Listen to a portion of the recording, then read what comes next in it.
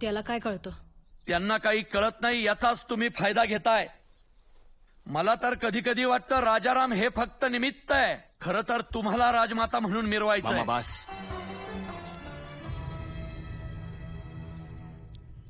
तुम्ही तुमच्या बहिणीशी नाही तर या हिंदवी स्वराज्याच्या अनभिषिक्त महाराणींशी बोलताय ह्याचं भान असू द्या. माफ करा शंभूराजे.